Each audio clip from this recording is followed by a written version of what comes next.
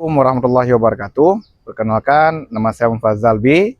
Saat ini saya sedang bertugas sebagai guru sejarah kebudayaan Islam di Mansatu Banda Aceh. Pada kesempatan kali ini, saya sedang mengikuti program pendidikan profesi guru dalam jabatan batch 4 di UIN Sultanah Nahrasyah Luxmawe. Pada video ini, saya akan melakukan kegiatan pelajaran di kelas 2 dengan materi Daulah Abbasiyah yang dilaksanakan pada tanggal 22 Januari 2026. Demikian yang dapat saya sampaikan. Selamat menyaksikan. Terima kasih. Assalamualaikum warahmatullahi wabarakatuh. Waalaikumsalam warahmatullahi wabarakatuh. Baik, anak, sebelum mulai pelajaran, alangkah lebih baiknya kita berdoa dulu. Oke, silakan berdoa. Bismillahirrahmanirrahim. Rabbi zidni ilman warzuqni fahman raditu billahi rabba wa bil islami dina wa bi muhammadin nabiyya wa rasula.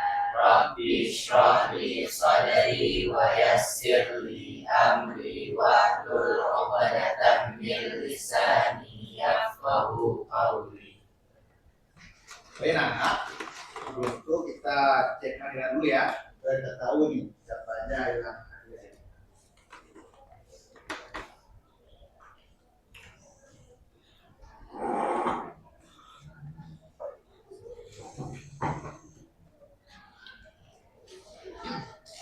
Oke, Asani, siapa? Alifah, Amira, Anissa, Sudmolidia, oke, Jurnisa, Beta, Farida, baik. Oke, baik.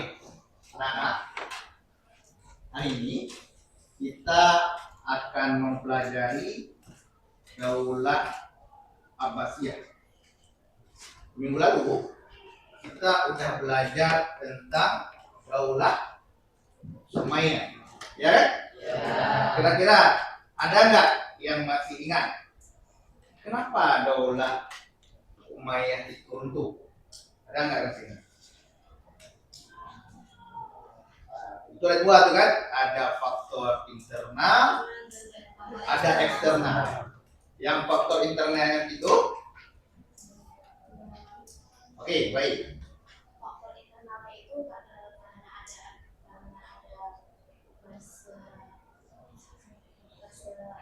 perselisihan antara saudara yang atau kedudukan seorang khalifah. Jadi mereka ada juga perencanaan gempa dan saling.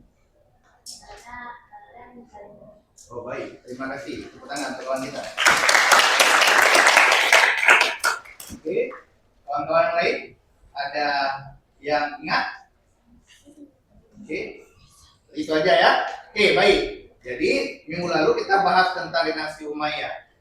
Dinasti Umayyah itu runtuh. Dan saya ulang sekali lagi supaya ngerti materinya. Dinasti Umayyah itu runtuh pada tahun 750. Begitu ya. Siapa tokoh yang masih diingat kira-kira? Namanya Umar bin Abdul Aziz. Oke. Nah, siapa lagi? Muawiyah bin Abi Sufyan. Ya, betul sekali. Nah, sekarang daulah penerusnya ketika mereka runtuh, penerus daulah ini Daulah Abbasiyah yang mungkin akan kita pelajari sebentar lagi. Kita tahu bahwa Daulah Umayyah itu merupakan daulah yang sah. Tahu ya? Daulah yang berdiri sekitar 90 tahun. Tokoh-tokohnya besar sekali. Kenapa mereka jatuh? Di antaranya adalah karena mereka tidak lagi mempelajari ilmu pengetahuan. Di antaranya karena mereka terlalu asik dengan dunia mereka. Maka nanti kita kenal tokoh-tokoh akhir-akhirnya itu mereka selalu aktif dengan dunia mereka. Nah begitu juga kita sebenarnya. Kita itu kalau tidak belajar lagi, tidak belajar dengan serius, itu juga sekalipun orang tua kita besar, raja, ini raja bahkan, raja, presiden, sekalipun orang tua kita presiden, tapi tetap kita nggak ada apa-apanya, bahkan negara besar itu pun bisa hancur. Ya, makanya kita perlu belajar kembali, ya, jangan nggak belajar. Oke, baik. Ini tentang peradaban Islam Daulah Abbasiyah. Kira-kira pernah nggak tahu apa itu Daulah Abbasiyah, kayak mana reputasi mereka? Kira-kira ada yang nggak? Oke, belum ada yang tahu? Oke, belum ada yang tahu. Kita mulai terus ya supaya tahu gitu kan? Oke. Peradaban Islam Daulah Abbasiyah. Adapun tujuan pelajaran kita yang pertama itu menjelaskan peran tokoh-tokoh penting dalam berdirinya Daulah Abbasiyah. Yang kedua, mengidentifikasi faktor penyebab kejayaan Daulah Abbasiyah pada periode awal. Nanti kita akan mencari periode-periodenya itu. Kita berapa periode kira-kira? Nggak tahu? Pak ya, periodenya itu ada 5. Nanti kita akan mengenai penyebab stagnasi bahkan sampai kehancurannya. Juga nanti kita ada buat kelompok tuh. Ada buat kelompok. Nanti kita akan menjelaskan pengembangan peradaban dan ilmu pengetahuan pada masa Daulah Abbasiyah, menyajikan hasil analisis dalam bentuk presentasi. Kita buat presentasi itu nanti. Kita tempel-tempel. Selanjutnya ada menarik hikmah dan pelajaran dari sejarah Daulah Abbasiyah. Apa pentingnya kita pelajari Daulah Abbasiyah? Oke ya? Oke. Baik, anak-anak, sebelum itu bapaknya ada video nih yang perlu kita tonton. Ya, tentang materi Daulah Abbasiyah.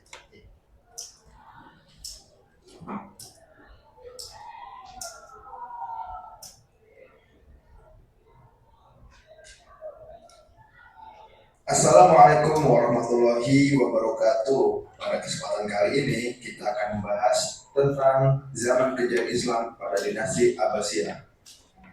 Zaman kejayaan Islam atau Islamic Golden Age adalah suatu masa di mana peradaban Islam menghasilkan banyak ilmuwan dan para filsuf hebat yang berkontribusi besar terhadap perkembangan teknologi dan kebudayaan. Pada dinasti Abbasiyah, khususnya di bawah pemerintah Harun al-Rashid dan al-Mahmud, dunia Islam mengalami kemajuan di berbagai bidang seperti ilmu pengetahuan, sains, dan budaya dengan kecepatan yang sangat besar. Di sekitar abad ke-8, bangunan bersejarah bernama Bait al-Hikmah yang dalam bahasa Indonesia kita kenal dengan Rumah Kebijaksanaan atau House of Wisdom selesai dibangun. Bangunan ini menjadi pusat studi, perpustakaan, sekaligus universitas terbesar yang sangat berpengaruh bagi perkembangan ilmu pengetahuan dunia di masa dinasti Abbasiyah. Tahukah kamu bahwa zaman kejayaan Islam ternyata Setelah menonton video tadi, kira-kira ada nggak yang bisa menarik kesimpulan apa yang ada di video tadi? Ada nggak? Oke, baik. Baik, dari apa yang telah saya tonton, saya telah melihat mengenai zaman kejayaan Islam pada masa Daulah Abbasiyah. Dari situ kita mengetahui bahwa pada saat itu banyak sekali kemajuan terutama dalam bidang ilmu pengetahuan seperti sains ataupun yang lainnya. Kemudian hal itu sangat berkembang terutama di bawah kepemimpinan Sultan Harun al-Rashid. Faktor-faktor yang membuat atau mengembangkan kejayaan Islam pada saat itu ialah karena mereka semua Islam itu bersatu dalam satu kekhalifahan. Hal itu membuat kekuasaan Islam itu semakin besar sehingga dapat menyebar ke seluruh wilayah. Kemudian yang kedua adalah karena dipimpin oleh khalifah yang menjunjung perkembangan sains, rasionalitas, dan toleransi. Kemudian yang ketiga ialah karena keputusan untuk memindahkan pusat pemerintahan dari Damaskus ke Baghdad yang mana posisi atau wilayah Baghdad itu lebih strategis, sehingga untuk menyebarkan wilayah Islam itu lebih luas. Oke, terima kasih. Oke, betul sekali. Daulah Abbasiyah ini merupakan daulah yang kaya akan ilmu pengetahuan. Kalau kita lihat sebelumnya, daulah Umayyah itu merupakan daulah yang kaya akan militer, gitu ya, dan infrastruktur. Makanya perluasan wilayah besar sekali. Karena daulah Abbasiyah, mereka kaya akan ilmu pengetahuan. Nanti kita kenal hampir semua tokoh itu, tokoh Islam terutama, itu dari daulah Abbasiyah. Oke, Nana, tentunya daulah Abbasiyah yang begitu besar, yang katanya berdiri sampai 5 abad. Mereka runtuh itu sekitar 1258 bahkan. 5 abad loh berdirinya. Kalau Indonesia berapa tahun? 70 atau udah 80? 80 ya, 80 tahun. Indonesia baru 80 tahun, tapi daulah Abbasiyah itu 500 tahun. Lama ya? Waktu yang lama. Tapi kenapa mereka bisa jatuh? Kenapa mereka sekarang tidak dibahas sedemikian rupa oleh orang-orang, terutama orang-orang yang bukan dari Islam? Yang bahas mereka itu dominannya adalah orang-orang kita, orang-orang Islam. Kenapa? Penyebabnya apa kira-kira? Apakah mereka tidak aktif di bidang ilmu pengetahuan lagi? Atau ada penyusup yang mau menjatuhkan Abbasiyah? Atau ada peperangan pada masa itu? Apakah mungkin hanya karena peperangan bisa menghancurkan 500 tahun kerajaan yang berdiri? Nah, itu menjadi pertanyaan besar. Nah, pertanyaan besar itu kita lakukan di kelompok-kelompok yang bakal Bapak kasih semuanya. Gitu ya, saya mengerti ya, untuk bisa menjawab pertanyaan besar itu. Baik, ini kita udah susun tuh sekitar berapa kelompok? Yang 4 kelompok. Ini ada materi-materinya. Berarti ini kelompok 1, ini kelompok 2 ya, ini kelompok 3, ini kelompok 4. Pasal bagian materinya.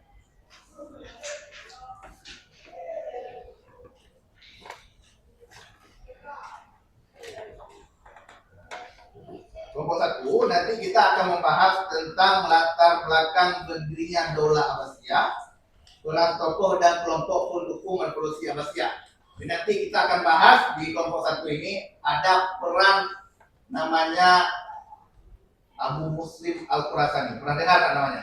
Nah, gila-gila pernah dengar? Oke, kita lagi kita dengar. Oke, nanti kelompok 2. Kelompok 2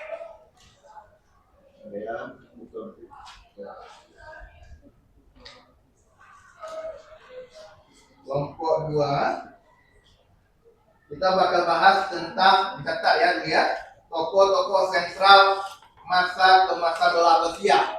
Nanti kita ketemu dengan Harun ar-Rasyid dan lain-lain. Oke, kelompok ketiga kita bahas tentang dinamika periode daulah Abbasiyah. Itu 5 periode. Nanti kita bahas itu nih, dari masa kemasan sampai masa kehancuran. Kelompok 3 agak berat sedikit. Yang terakhir ada tentang bukti kemajuan dan peradaban, bukti kemajuan peradaban dan ilmu pengetahuan daulah Abbasiyah. Oke, ini kita ada LKPD dan bahan ajar. Nanti di meja kalian udah Pak kasih karton, juga ada laptop dan tab itu. Gunanya untuk apa? Nanti Bapak udah kasih LKPD ini untuk dilihat pertanyaannya, untuk dibuat di karton. Oke, nanti pencarian informasinya bisa melalui buku. Ada buku kita kan? Ada melalui buku, juga melalui bahan ajar, juga bisa melalui laptop atau tab. Bisa mengerti ya? Setelah itu kita bakal tampil. Ketika tampil itu, Bapak harap disimak baik-baik. Kelompok lain itu mencatat apa yang disampaikan dan bertanya itu apa yang nggak paham. Jangan bertanya apa yang paham ya, bertanya apa yang tidak paham. Oke, bisa mengerti? Oke, ini waktu pengerjaannya maksimal 15 menit. Saya 15 menit lah, 15 menit. Nanti setelah itu kita bakal tampil itu dalam lama sekitar 5 menit atau 10 menit.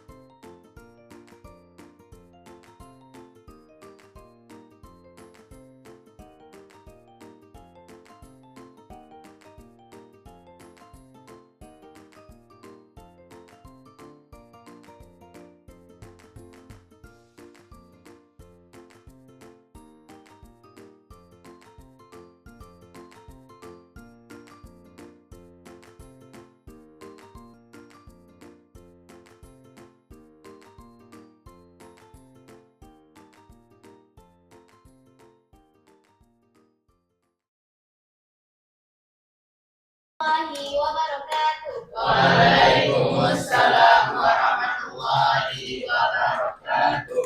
Kami dari kelompok 1 akan mempresentasikan hasil dari kerja kelompok kami yang akan dimulai dari Jadi, fokus masalahnya itu adalah latar belakang berdirinya Daulah Abbasiyah. Pertanyaannya, siapakah Abu Muslim Al-Khurasani dan apa signifikansi gerakan bawah tanah di Khurasan? Jadi, Abu Muslim Al-Khurasani adalah tokoh kunci pemimpin gerakan revolusioner di Khurasan, tepatnya di Irak Timur dan Asia Tengah, yang berperan penting dalam penjatuhan kekhalifahan Umayyah dan pengangkatan dinasti Abbasiyah. Selanjutnya, gerakan bawah tanah di Khurasan berarti menjadikan kota Khurasan sebagai pusat gerakan. Yang kedua, aktivitas politik dilakukan secara rahasia dan bersahabat agar tidak memperlihatkan sikap permusuhan. Yang ketiga, menyebarkan rumor kepada masyarakat bahwa salah satu keturunan Ali secara resmi memindahkan hak kekuasaan kepada Bani Abbasiyah.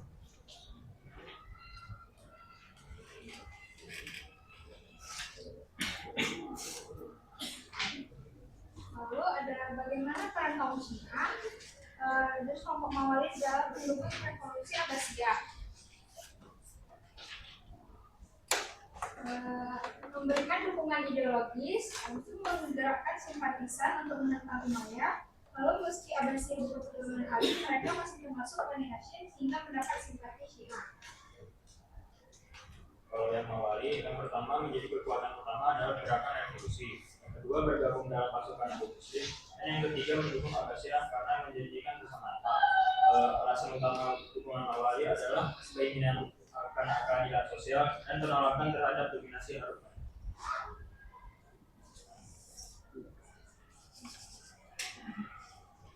Nggak mesti tunjuk juga. Justru bagaimana strategi propaganda yang digunakan untuk meruntuhkan legitimasi Umayyah, yaitu menyebarkan gagasan bahwa pemimpin umat Islam harus berasal dari keluarga Nabi. Tidak secara terang-terangan menyebut Abbasiyah Jawad, sehingga mendapat dukungan luas termasuk dari Syiah. Menggunakan simbol religius untuk menarik simpati rakyat dan mengkritik kebijakan Umayyah yang dianggap tidak adil dan menyimpang.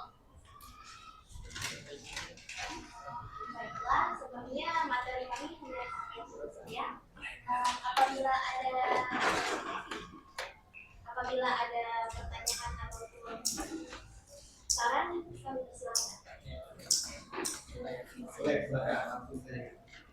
Oke, saya bisa punya syarat dari kelompok 2 ingin bertanya, kenapa dibutuhkannya simpati dari pihak Syiah? Berdasarkan penjelasan kalian, kok Syiah tuh nggak terlalu kayak berpengaruh gitu, malah lebih berpengaruh dari Mawali. Kenapa nggak Mawali aja gitu? Kenapa harus ada Syiah?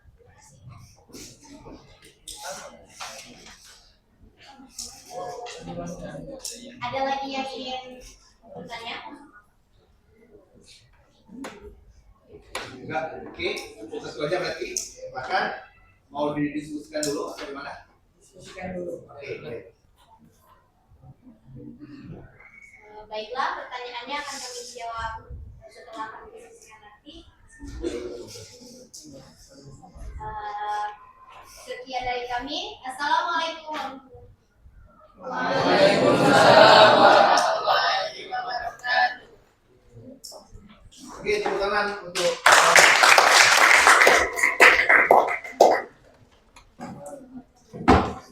tapi itu kan dijawabnya itu nanti ketika udah tampil kelompok 2 nanti jawab langsung gitu ya.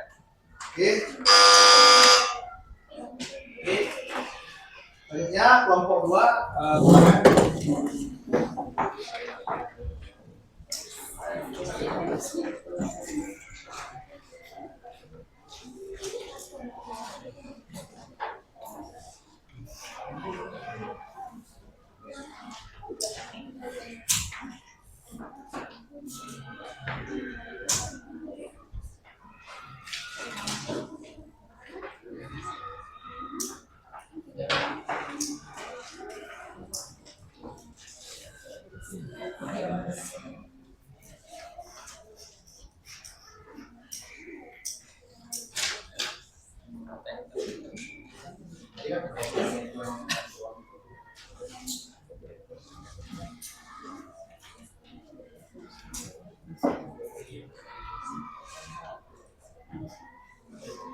yang lain didengarkan baik ya.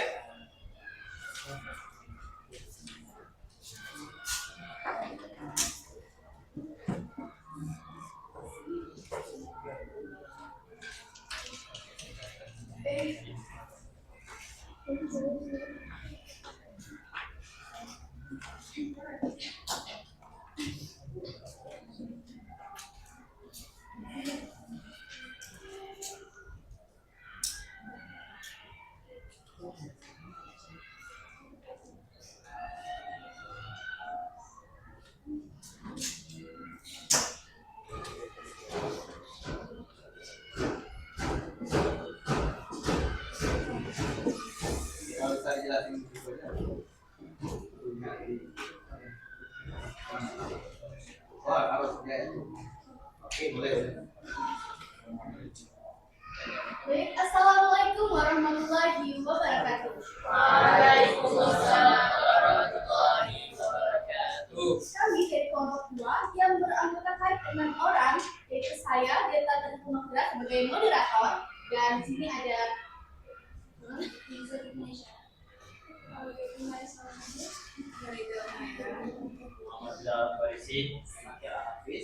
Nah, di sini kami akan membahas tentang tokoh-tokoh sentral masa keemasan Daulah Abbasiyah. Nah, yang pertanyaan pertama adalah apa saja kebijakan unggulan dari Khalifah Harun ar-Rasyid yang membuat Baghdad menjadi pusat dunia yang akan dijelaskan oleh Farida.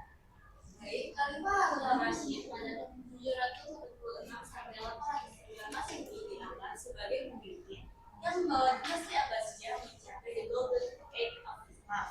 Kebijakan unggulan yang menjadi pilar kejayaan Baghdad. Yang pertama, ada internasionalisasi ilmu pengetahuan, di mana kebijakan yang paling monumental yaitu penguatan badan agama. Harun ar-Rasyid mengubah lembaga dan perpustakaan pribadi menjadi satu Indonesia dan menerima raksasa. Yang lebih keras, biar ada yang lain bisa. Gerakan penerjemah. Ia mendanai penerjemahan karya-karya besar dari Yunani, Rusia, India, dan Sanskerta ke dalam bahasa Arab. Yang kedua, ada insentif bagi ilmuwan.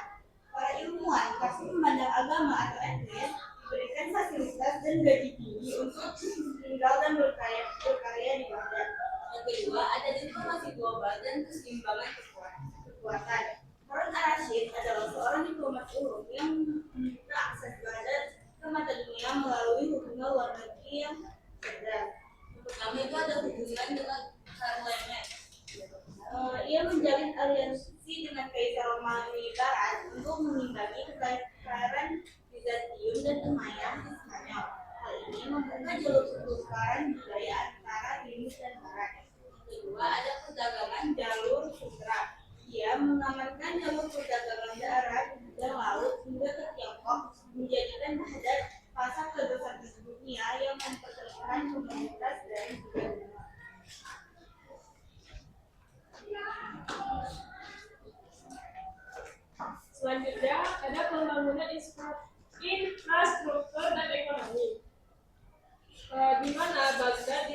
bukan hanya sebagai pusat birokrasi, tetapi sebagai kota metropolitan yang mandiri secara ekonomi. Terdapat sistem irigasi tipis dan efrat yang dimana itu memperbaiki saluran air rumah untuk meningkatkan hasil pertanian, memastikan ketahanan pangan bagi jutaan penduduk Banggar dan lembaga keuangan di areanya. Sistem perbankan mulai berkembang seperti penggunaan cek atau SAR yang memudahkan transaksi perdagangan internasional di pasar-pasar Banggar. Yang terakhir ada humanisme dan kesejahteraan sosial. Harun al-Rashid percaya bahwa kemajuan negara diukur dari kesejahteraan rakyatnya. Ia mengalokasikan kas negara atau baitul mal untuk pelayanan publik yang modern pada zamannya. Pada humanisme dan kesejahteraan sosial itu terdapat kesehatan gratis seperti pendirian rumah sakit di Maristan pertama di Baghdad yang memberikan pelayanan medis tanpa biaya. Kemudian ada keamanan umum, di mana keamanan umum ini membangun sistem kepolisian yang kuat untuk menjamin keamanan kafilah dagang dan warga kota, sehingga orang dari berbagai penjuru dunia merasa aman datang ke Baghdad. Baik, selanjutnya pertanyaan kedua, yaitu bagaimana peran Khalifah Al-Ma'mun dalam mendukung gerakan penerjemahan besar-besaran di Bait Al-Hikmah yang akan dijelaskan oleh Hasil.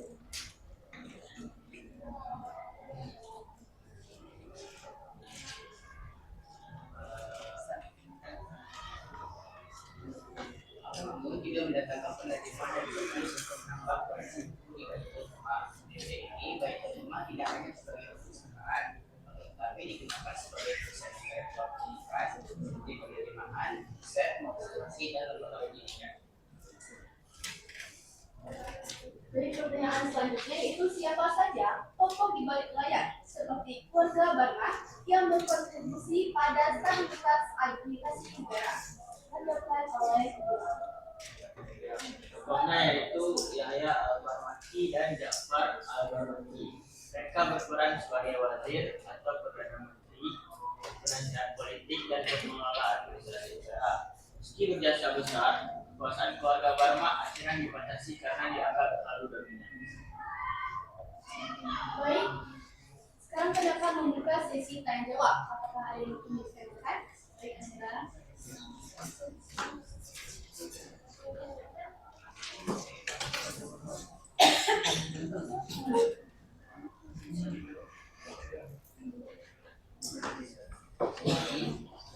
Kalian kan menjelaskan tentang Baitul Hikmah ini kan ada tempat pusat pendidikan terbesar pada masa itu. Nah sekarang itu kan Baitul Hikmah itu sudah dihancurkan. Alasannya itu apa? Padahal bisa di Baitul Hikmah itu menjadi kemajuan bangsa Islam daripada bangsa Barat. Alasan Baitul Hikmah itu dihancurkan apa? Alasan Baitul Hikmah yang diganti.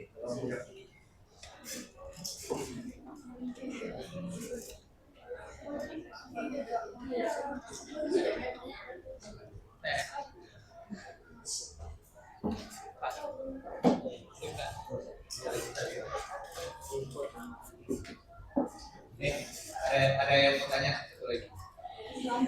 Saya dari kelompok 4 ingin bertanya. Di antara lembaga-lembaga yang sudah kalian jelaskan, lembaga manakah yang paling berperan dalam kemajuan kota Baghdad? Serta peran penting apa yang dimainkan oleh lembaga tersebut untuk membuat kota Baghdad tampak maju? Tentang lembaga. Ya, lembaga Apa ya? ya, serta peran penting yang dimainkan oleh lembaga tersebut. Ya. Oke. Baik, pertanyaannya akan terjawab sekarang. Pertanyaan pertama itu dari Amina yang akan jawab oleh Kita sendiri bertanya kenapa Baitul Hikmah itu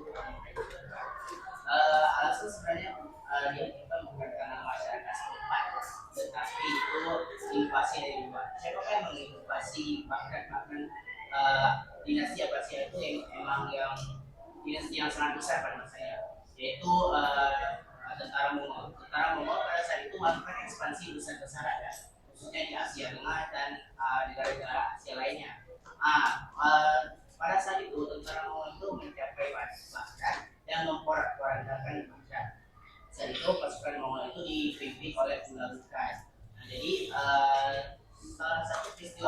satunya yaitu penghancuran Baitul Hikmah itu.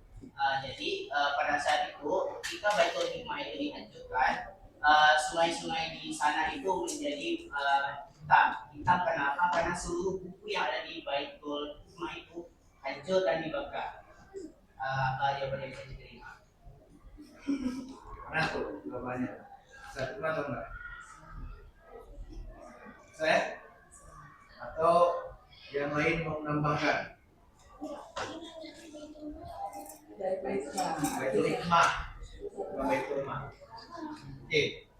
Jadi ya, betul sekali. Memang Baitul Hikmah itu merupakan bisa dibilang perpustakaan terbesar mereka, gitu ya. Perpustakaan terbesar mereka. Kenapa bisa hancur? Hal yang paling besarnya itu karena datangnya Mongol.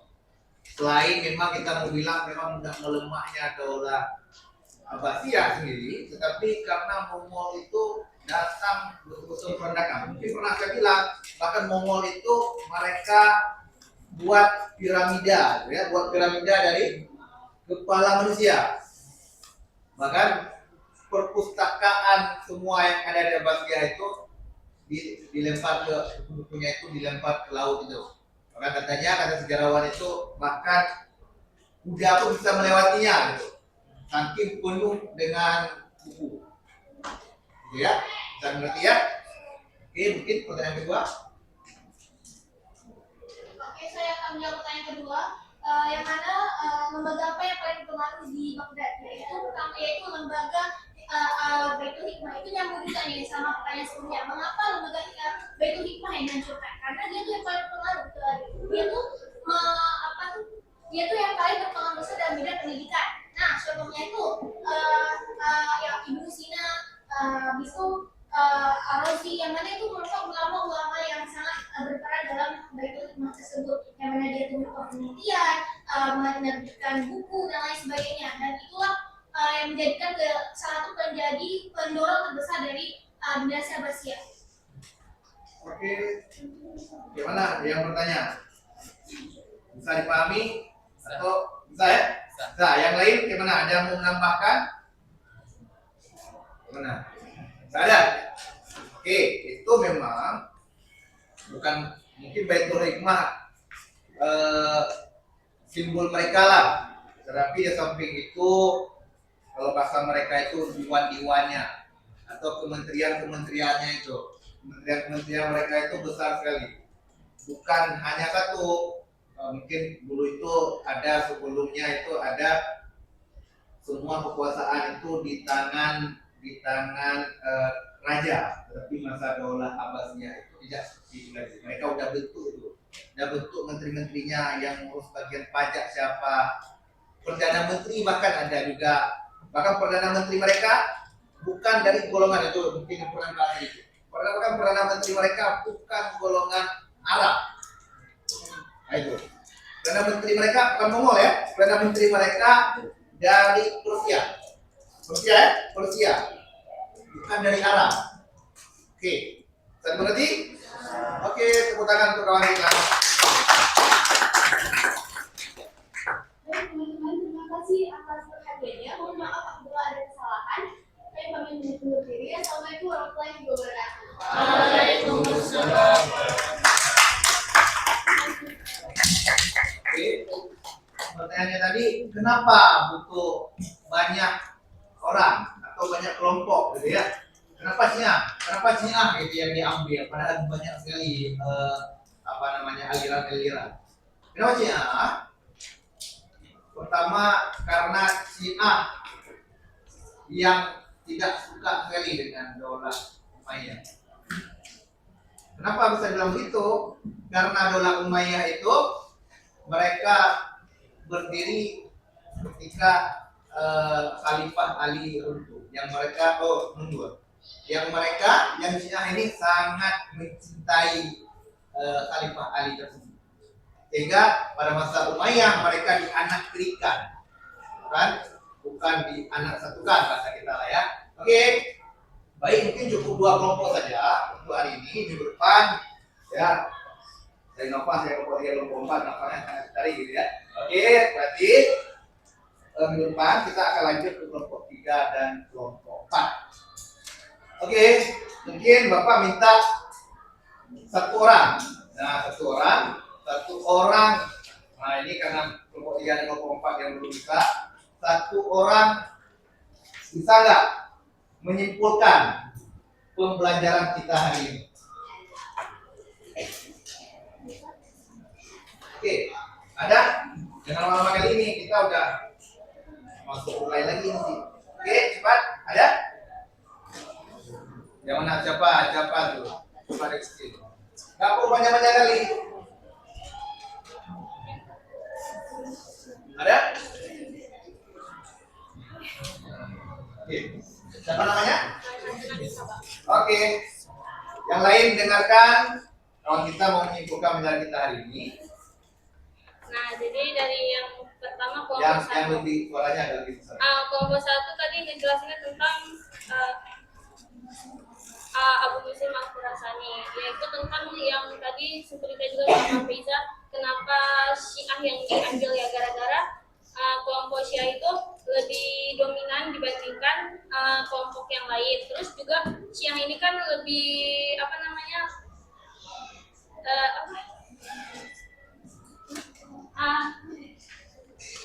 tidak suka dengan Daulah Umayyah, jadi lebih memungkinkan untuk orang-orang yang pengen ngebangkitin Daulah Abbasiyah ini untuk ngebentuin si Daulah Umayyah. Terus di kelompok 2 tadi ngejelasin tentang tokoh-tokoh sentral di Daulah Abbasiyah kan.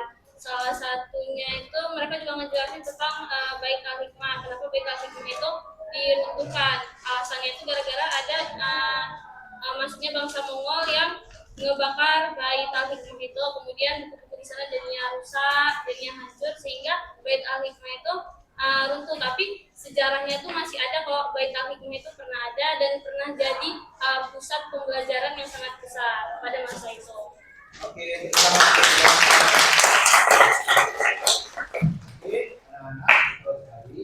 memang dari dua kelompok tadi kita menemukan bahwa ini nanti yang pertama itu kita menemukan itu ya ada berapa golongan tuh? Ada 2 atau 3. Ada tokoh bernama Abu Muslim Al-Khurasani. Ya, yang kedua kita temukan Mawali. Mawali itu adalah orang non Arab. Kenapa orang non Arab? Karena Daulah Umayyah karena Daulah Umayyah itu yang memimpinnya itu semua orang-orang Arab. Ketiga Syiah, gitu ya. Oke, dari kelompok 2 ini kita bisa simpulkan bahwa ada tokoh-tokoh besar, banyak sekali tokoh besar yang akan dibahas itu pemimpinnya. Pemimpinnya itu ada namanya Harun Ar-Rasyid, ada namanya Al-Ma'mun. Oke, baik anak-anak, mungkin cukup sekian pelajaran kita hari ini. Mungkin dapat kita tarik kesimpulan bahwa apa yang baik di Daulah Umayyah kira-kira? Apa yang baik kira-kira Daulah Umayyah? Ada nggak? Oke, kita dulu. Kalau Daulah Abbasiyah? Oke. Ya, betul sekali bahwa Daulah Abbasiyah itu mereka sangat mementingkan ilmu pengetahuan. Itu bahkan bisa dibilang sampai sekarang umat Islam itu kok tertinggal, mungkin karena tidak mementingkan ilmu pengetahuan. Yang kedua, persatuan. Persatuan itu apa? Kalau mereka memimpin Abbasiyah itu hanya satu golongan saja, kan nggak mungkin terjadi itu. Kalau hanya Syiah yang menjatuhkan umat mungkin. Tapi juga harus ada Mawali, juga harus ada tokoh-tokoh Muslim. Bahkan ulama-ulama itu ikut kepada Daulah Abbasiyah. Begitu ya? Oke. Baik, itu saja untuk hari ini. Lebih kurang, Assalamualaikum warahmatullahi wabarakatuh. Waalaikumsalam.